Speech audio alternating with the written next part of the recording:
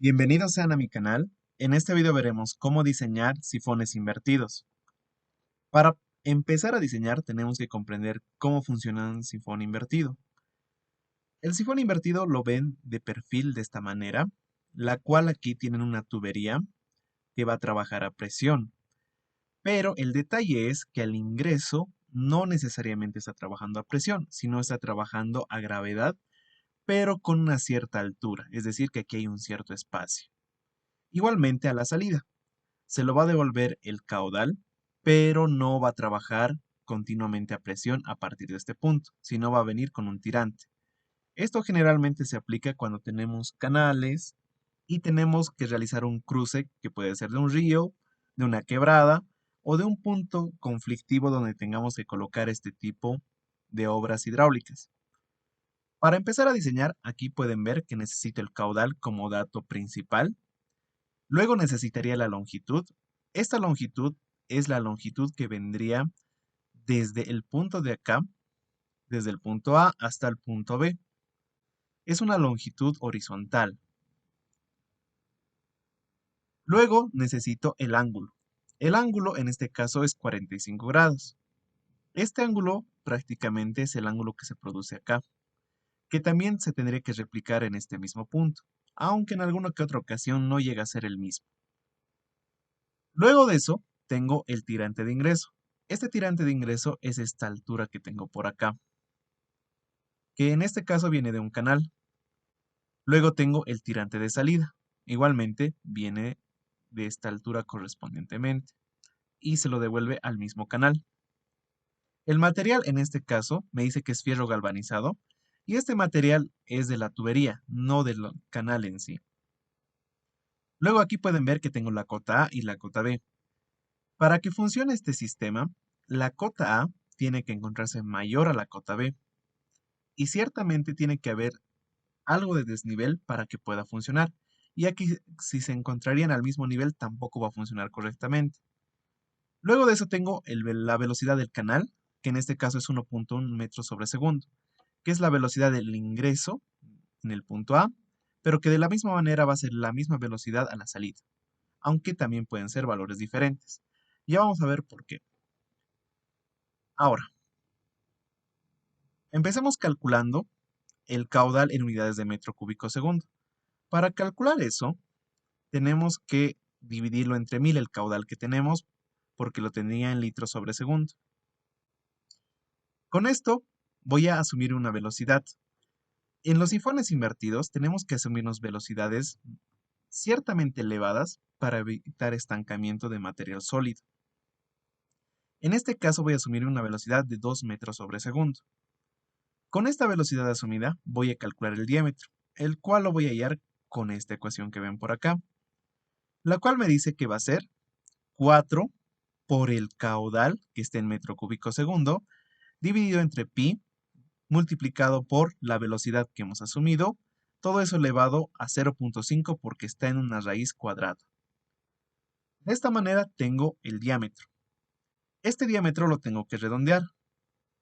Voy a asumirme aquí un diámetro de 0.25, que va a ser un diámetro comercial, porque esto es una tubería.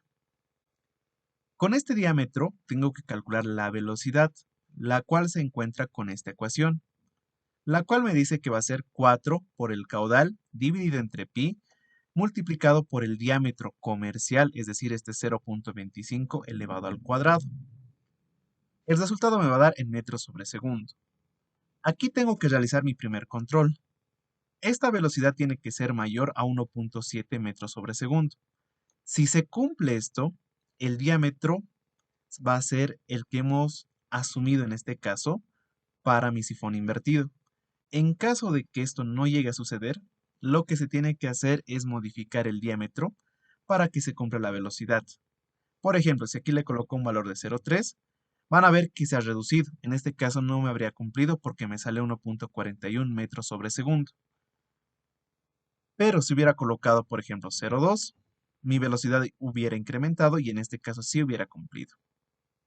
Vamos a dejarlo en este caso en 0.25 como valor del diámetro. Con esto vamos a calcular la sumergencia mínima. La sumergencia mínima hace referencia al ingreso que nosotros tenemos. Como nosotros podemos observar acá, en esta parte del ingreso, aquí vamos a tener prácticamente una altura de agua, la cual en sí no necesariamente va a ser el tirante normal, es decir, el tirante del ingreso, sino va a modificarse un poco debido a que nosotros también vamos a colocar aquí una barrera, la cual va a ayudar de cierta manera a generar presión en este punto. Para poder encontrar esto, primeramente tengo que encontrar esta altura h. Esta altura h se lo calcula con esta ecuación que ven por acá. Esta ecuación depende del diámetro y del ángulo. Este ángulo es el ángulo que se está formando en esta parte de acá, en el sifón invertido. En este caso dijimos que era 45 grados. Entonces, voy a calcularlo. En este caso mi diámetro era 0,25 dividido entre el coseno. Aquí le coloco entre radianes porque el ángulo lo tengo aquí en grados. Así que lo estoy convirtiendo a radianes. Y con eso encuentro esta altura de acá, la cual me dice que es 0,35 metros. Luego de eso, la sumergencia mínima, esta altura de acá, en sí tiene varias ecuaciones para poderlo encontrar, pero la forma más sencilla es multiplicarlo por el 10% de esta altura que nosotros tenemos. En sí, en este caso, va a ser 0,04. Pero el detalle es de que esta sumergencia mínima debería ser al menos 0,15 metros para que pueda funcionar de manera correcta el sifón invertido. Entonces, calculamos ahora sí la sumergencia. La sumergencia lo calculamos con esta ecuación que ven acá, donde voy a tener el tirante de entrada o el tirante de ingreso, es decir, este valor de acá, menos el valor de esta altura que he calculado dividido entre 2. Realizando aquí las operaciones, veo que me sale 0,22 metros. Entonces, esta va a ser mi altura de esta parte. Sin embargo, si aquí les da un valor menor a lo que han encontrado acá, de 0,15 metros, de manera automática se asume este valor de 0,15 metros. Continuamos con los cálculos. Vamos a encontrar ahora sí la pérdida de carga por fricción. Esta pérdida de carga por fricción vamos a hacerlo con la ecuación de Hazen-Williams, la cual es esta que ven acá. En esta ecuación necesitamos el coeficiente C, el cual en este caso es de fierro galvanizado la tubería, por tanto vamos a utilizar un coeficiente C de 120. Si ustedes manejan otro material, tienen que utilizar ese valor correspondiente al material. Así que realizamos las operaciones. Me dice que va a ser 10,67 multiplicado por la longitud, que lo tengo aquí, la longitud, multiplicado por el caudal que está en metro cúbico segundo, elevado a la 1,852, dividido entre ¿qué?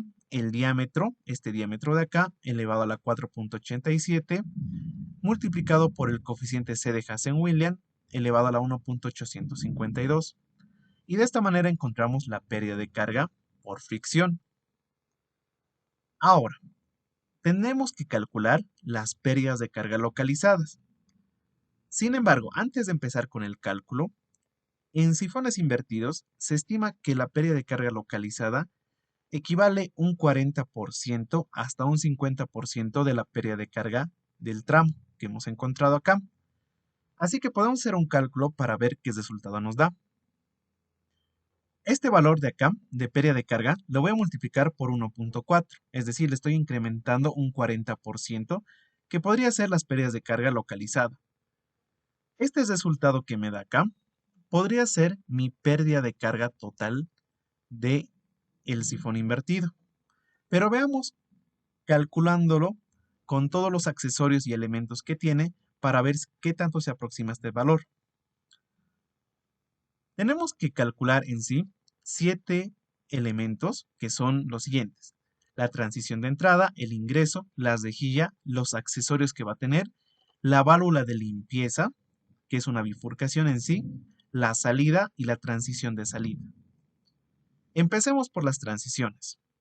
Estas transiciones van a ser dos: una transición de ingreso y una transición en la salida. Esto se lo calcula con esta ecuación que ven por acá. Esta ecuación prácticamente hace referencia porque tenemos una pérdida de carga de transición, porque aquí podemos tener una sección diferente. Y al ingresar acá, efectivamente vamos a tener que realizar una transición. Entonces, eso es lo que está generando esa pérdida de carga. En esta ecuación, vamos a depender de dos parámetros principales: la velocidad del sifón y la velocidad del canal. Entonces, lo voy a mover por acá. Va a ser 0.1 multiplicado por la velocidad del sifón, en este caso lo hemos encontrado, que era 2.04 metros sobre segundo, elevado al cuadrado, menos la velocidad del canal. En este caso voy a tomar esta velocidad de 1.1 metros sobre segundo. Observen que en este caso, como dice ingreso, tendría que ser la velocidad de ingreso del canal. Para el caso de la salida va a ser la velocidad de salida. Eso lo divido entre 2 por la gravedad, que es 9.81. Y me da este valor de acá, en unidades de metro. Para la salida va a ser lo mismo, porque en este caso no tengo una velocidad del canal a la salida. Es decir, sigo trabajando con lo mismo. Así que va a ser el mismo valor.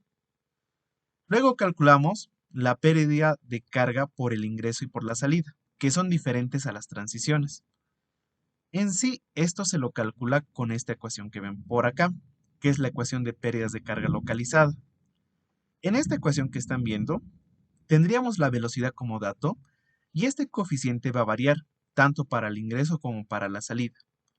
En el ingreso, tienen que trabajar con un coeficiente K de 0,5, como lo observan aquí. Y para la salida, tienen que trabajar con un valor de 1, como lo observan en este caso. Realizando aquí las operaciones, tomando en cuenta que la velocidad sigue siendo este valor que hemos encontrado acá arriba, encontramos estas pérdidas de carga por ingreso y salida. Con esto ya tendríamos 4 valores calculados. Ahora calculemos el de la rejilla, que es el más complicado. Para calcular la pérdida de carga de la rejilla, primeramente tenemos que darnos dos datos, que son el espesor de las barras y la separación entre barras. En este caso voy a tomar en cuenta estos dos valores. Sin embargo, ustedes pueden cambiarlo, pueden utilizar valores según a los diámetros de barras de acero, y la separación ustedes también pueden darse. Ahora, acá debo entender dónde se va a colocar mi rejilla. La rejilla en sí se puede colocar en la parte de acá. Lo voy a dibujar en esta parte, en esta sección, o también puede colocarse en esta parte de acá, en cualquiera de esas dos secciones. Donde se vaya a colocar, tienen que tomar en cuenta su dimensión. En este caso, si lo van a colocar aquí, tienen que saber esta longitud. Y en este caso, de este lado, también tienen que conocer su valor. Ahora, en el caso mío, voy a utilizar el valor que se va a colocar en esta parte de acá, es decir, que va a ser h. Entonces, mi altura va a ser igual a h. Entonces aquí le coloco más y voy a traer el valor de h que he calculado, 0.35. El ancho. El ancho va a ser el mismo valor porque va a ser un cuadrado. Entonces coloco este mismo valor. Luego de eso, el área del orificio. El área del orificio vamos a calcularlo de la siguiente manera. Vamos a calcular el espesor de la separación por la altura. Al multiplicar estos dos, vamos a tener el área en unidades de metro cuadrado. Luego calculamos el número de barras. El número de barras se le encuentra con esta ecuación, donde necesitamos el ancho, que aquí lo tenemos, 0.35, dividido entre el espesor de la barra más el espesor del orificio, es decir, estos dos valores. Y la cantidad de basas que vamos a necesitar es en total de 10 basas. Luego de eso, el número de orificios. El número de orificios se calcula con el valor redondeado del número de barras, porque aquí me salió 10.1. Redondeado sería 10. A este valor les resto 1 y voy a tener la cantidad de orificios, que en este caso van a ser 9 orificios como rejilla. Ahora, debo calcular el área bruta y el área neta. El área bruta en sí sería con las dimensiones que tenía acá, de la altura y el ancho. Es decir, como si no existiría la rejilla. Entonces calculo aquí multiplicando ambos. Altura por ancho y me va a dar en metros cuadrados. Y el área neta va a ser el valor del área del orificio que hemos calculado multiplicado por la cantidad de orificios. Y con eso voy a tener este resultado en metro cuadrado. Si nosotros vemos estos resultados, podemos observar lo siguiente. Para empezar, el área neta va a ser lo que va a captar relativamente el caudal y el área bruta en sí sería de toda la sección. Esta área bruta siempre va a ser mayor al área neta. Ahora, para encontrar el coeficiente correspondiente para utilizar la ecuación que ven acá de pérdidas de carga, este coeficiente va a depender de esas áreas, del área neta y el área bruta. Entonces aquí voy a calcular la diferencia. Área neta dividido entre el área bruta. Esto ya sería un valor adimensional. Y luego de eso calculo el coeficiente para la cejilla. Este coeficiente me dice que es 1.45 menos 0.45 por la relación área neta área bruta menos la relación área neta área bruta elevado al cuadrado. Y aquí tendría el valor correspondiente. Finalmente, encontramos la pérdida de carga de la rejilla con esta ecuación, la cual es una ecuación que, como lo han podido observar, la vamos a manejar a lo largo del cálculo de estas pérdidas de carga. Aquí tendría el coeficiente y la velocidad prácticamente llegaría a ser la velocidad que hemos calculado al inicio. Con esto ya tendríamos de la rejilla. Ahora calculamos los accesorios. En este caso de los accesorios, debemos tomar en cuenta que aquí se van a colocar codos en esta sección de acá y en esta parte de acá. Van a ser dos codos. Ambos codos pueden ser de diferente ángulo, pero en mi caso específico son de 45 grados. Entonces voy a colocar dos codos de 45. Aquí voy a colocar la cantidad, que son 2, y el coeficiente de los codos de 45 es 0.4. Este coeficiente K me sirve para utilizar esta ecuación. Entonces vuelvo a hacer la operación. En este caso voy a multiplicar 2 por el coeficiente K, multiplicado por la velocidad elevada al cuadrado, dividido entre 2 veces la gravedad. Y con eso tendría la cantidad de accesorios. Luego de eso, calculamos la válvula de limpieza o la bifurcación. Esto generalmente se lo coloca en este punto de acá. Vamos a colocarlo en este punto. Y prácticamente es como una tubería que sale de este lado, la cual va a tener una válvula y más que todo sirve para la limpieza en sí. En este caso, esta bifurcación ya se sabe que su coeficiente K es de 0.1. Y en este caso tendría que aplicar la misma ecuación. Entonces va a ser 0.1 por la velocidad elevada al cuadrado dividida entre 2 veces la gravedad. Con esto ya tendríamos todos los elementos. Nos tocaría encontrar la pérdida de carga total. Esta pérdida de carga total es la suma de todas las pérdidas localizadas que tendríamos. En este caso, de las dos transiciones, del ingreso y la salida, de la cejilla, de los accesorios, de la bifurcación. Sumado todo eso, tengo aquí que la pérdida de carga localizada total es 0.741 metros. Y para calcular la pérdida de carga total, tendría que sumar esta pérdida de carga localizada más la pérdida de carga por fricción. Esta pérdida de carga por fricción lo tengo acá arriba y es 1.54. El resultado me da 2.28. Esa sería la pérdida de carga total. Y ahora podemos comparar con este resultado, que era 2.15, con un valor relativamente mayorado según a las experiencias que se tienen. Entonces, vemos que aquí me da 2.15 y aquí mi pérdida de carga total es 2.28. No son valores iguales, pero son valores muy cercanos. Por tanto, de cierta manera podríamos validar el conocimiento que nos indica que el 40% se incrementa en las pérdidas de carga. Aquí le podríamos colocar hasta 50% y vemos que aquí se va a acercar mucho más todavía. Vemos acá y vemos que aquí ya se acerca mucho más. Si haríamos eso, prácticamente nos ahorraríamos toda esta parte de los cálculos que sería de las pérdidas de carga localizada, y lo cual lo haría un poco más sencillo. Con esto vamos a encontrar la presión en el punto B. Esta presión en el punto B es la presión de llegada en esta sección. Esta presión nosotros debemos saber cuánto va a ser para saber si va a funcionar correctamente el sifón invertido. En este caso, lo encontramos con esta ecuación que ven por acá. En esta ecuación voy a tener la parte de la velocidad de entrada, el tirante de entrada, la cota de entrada, menos la velocidad aquí que pueden ver, que es en la salida, el tirante en la salida y la cota en la salida. Además de la pérdida de carga por fricción y la pérdida de carga localizada.